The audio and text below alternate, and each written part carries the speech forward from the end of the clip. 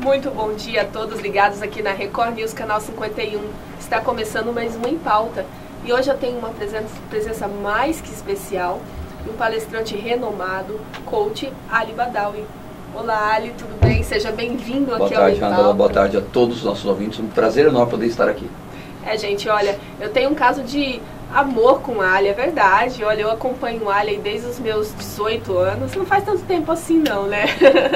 Mas ele foi uma grande inspiração para mim e foi um dos meus mentores na minha trajetória profissional, como deve ter sido de muita gente. Está há muito tempo no mercado, Ali? Começamos profissionalmente, nós começamos em Cuiabá, exatamente semana que vem completa 12 anos. 12 de maio de 2004.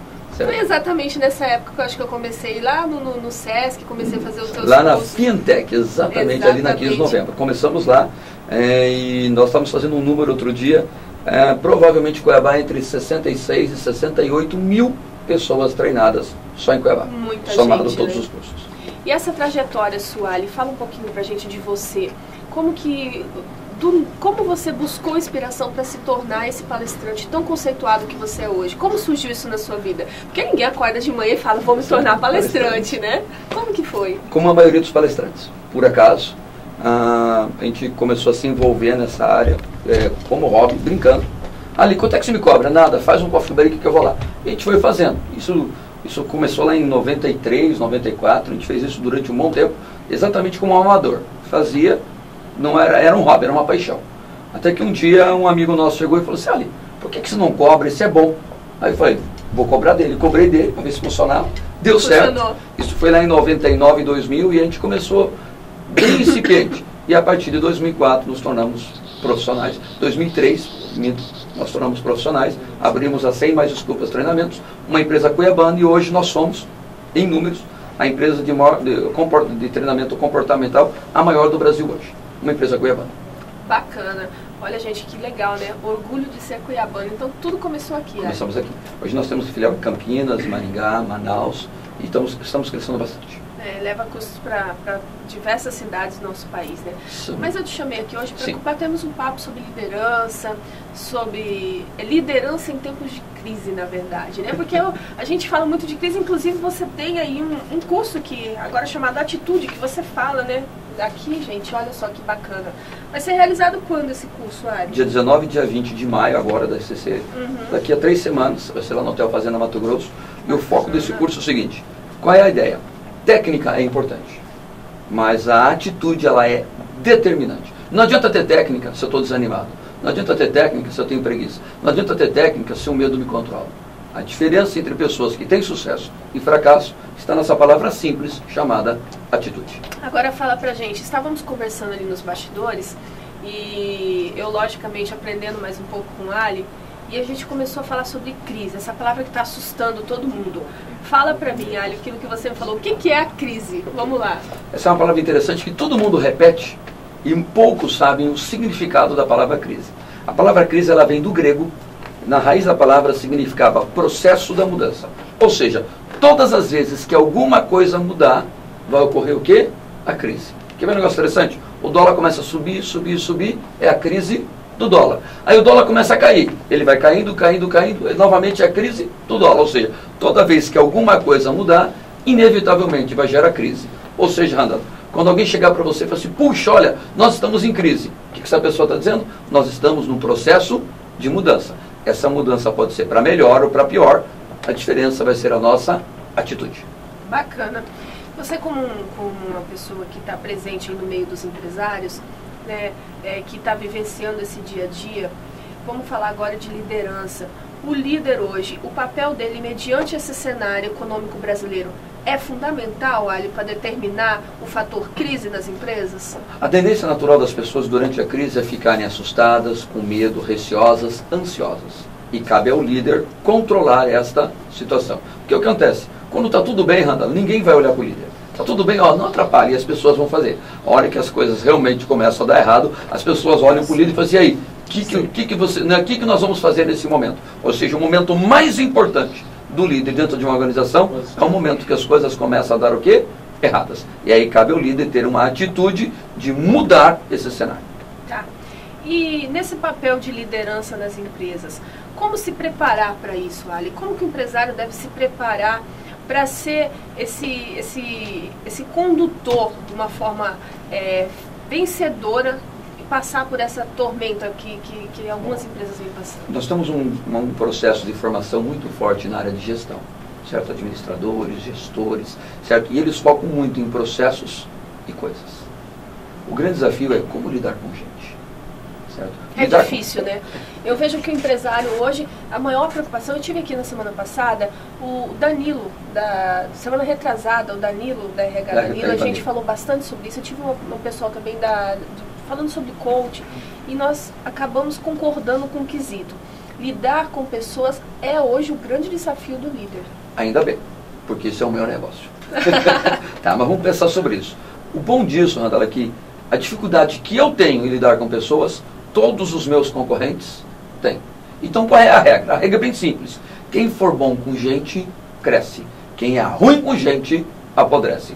No mundo de hoje, saber lidar com pessoas determina a minha capacidade de crescer ou não. Eu não posso me dar o luxo de não querer lidar com gente vivendo no mundo feito do quê? Gente. Legal. Esse papel do líder hoje nas empresas, a questão ética, até quando o líder deve ser duro, deve ser, vamos dizer assim, eu lembro que eu assisti uma palestra sua, vou focar melhor a minha pergunta, você dizia assim que o líder, ele é bom em pessoas, entender pessoas. Isso. Especialista. Especialista em pessoas. O chefe é especialista em coisas. Explica pra gente essa diferença, até para os empresários que estão nos assistindo entender. Eu nunca me esqueci dessa frase. Eu sempre digo isso nos meus negócios. Vamos lá. Tem muita gente que entende muito de processos, da máquina, de tudo que envolve coisas. Computador, sistemas, processos. Isso é gestão. E detalhe, é importante isso? Claro que é. Certo? O gerente, ele é um especialista na complexidade, o que é importante. Só que essa complexidade ela é feita por quem? Por pessoas. Aí eu tenho que entender de processos e tenho que entender de pessoas. Quando eu entendo do processo das pessoas, é como se eu fosse um corredor e tivesse duas pernas. Eu corro muito mais rápido. Se eu entendo só dos processos, não entendo de gente, eu fico pulando numa perna só. Se eu entendo só de gente e não entendo de processo, continua a perna só. Mas é muito mais fácil entender de processos do que entender de coisas. No passado, nós tínhamos um cara mais complicado, que era o quê? O chefe. Manda quem pode, obedece quem tem juízo. Esse mundo ali não existe mais. Principalmente essa nova geração que está chegando. A geração Y, e logo após agora está chegando a geração Z, eles não aceitam mais aquela ideia. Faça isso. Faça isso por quê? Porque tem que ser feito. Não. Tem que ser feito por quê? Então essa geração, ela exige muito mais alguém que saiba lidar com gente. E não apenas com processos e coisas. O líder hoje, você acha que ele tem que acompanhar essa evolução da empresa dia a dia, mas de que forma ele tem que acompanhar isso? Ele tem que ser duro quando tem que ser duro, ou ele tem que sempre passar a mão na cabeça dos funcionários? Esse é o grande desafio. Onde está essa linha? Okay? Eu estava num programa de entrevista e me perguntaram, Ali, o líder de vez em quando precisa ser duro? E a minha resposta é absolutamente não. O líder, ele precisa ser firme. E aí vem a pergunta, qual a diferença entre eu ser duro e ser firme? Vamos lá. Tá? A Randall trabalha comigo, ok? Aí de repente se fez uma coisa errada. A pergunta é, quem nunca fez nada errado? Todo mundo faz, ok? E vamos supor que eu sou um líder. Quem que eu quero trabalhando comigo? A Randall. Quem que eu não quero trabalhando comigo? O erro. Então o problema não é a Randall. O problema foi o que a Randall fez. Eu sento com a Randall, falo a respeito do erro e falo assim, Randall, o que nós podemos fazer para que isso não aconteça mais? E eu estou sendo o quê? Firme. Nós juntos vamos eliminar o quê? O erro. Agora eu chego para a Randall e falo assim, Randall, você está errada. Nesse momento eu estou sendo o quê? Duro. Então o que é firmeza e o que é dureza? Quando nós agimos em cima do comportamento, eu estou sendo firme. Quando nós agimos em cima da pessoa, eu estou sendo duro. Parece a mesma coisa, mas é água e vinho em relacionamento humano. Para quem está ouvindo, é ruim você criticar. Tem um ditado que diz, elogie em público e critique em particular. Isso é válido, Ali? Pela metade. Vamos lá. Pela metade? Vamos lá. Sempre corrija em particular. Ali, e eu elogiar em público? Talvez. Algumas pessoas são extremamente tímidas. Se elogiarem em público, o que era para ser um elogio acaba constrangendo ela. Ou algumas pessoas são muito expansivas. E se você elogia essa pessoa em público, ela o quê? Ela incha. Então eu tenho que conhecer muito bem quem são as pessoas que trabalham comigo. Todas eu vou corrigir em particular. E algumas vou elogiar em público e algumas eu vou elogiar o quê? Em particular. Aí eu estou indo um passo à frente. Mas antes eu vou chamar um vídeo bem bacana, que as pessoas no vídeo estão discutindo sobre liderança. E a gente vai conversar com o Ali e trocar uma ideia com ele rapidinho. Coloca para mim, Fernando, na tela, por favor. Quer explicar essa matemática para mim? Qual é a lógica de arriscar a vida de 8 homens para salvar um só? 20 graus. Alguém quer responder essa? Ryben, pense que o pobrezinho tem mãe. Ah, doutor, eu também tenho mãe. Você tem mãe, o sargento tem mãe. Merda, aposto que até o capitão tem mãe. Bom, talvez o capitão não, mas os outros têm. Nós não devemos questionar e sim fazerem morrer. Que merda isso significa, cabo, hein? Que devemos todos morrer, é isso? Ele fala do nosso dever como soldados. Sim, senhor. Recebemos ordens e temos que cumpri-las. Isso relega qualquer coisa, incluindo suas mães. Sim, senhor. Obrigado.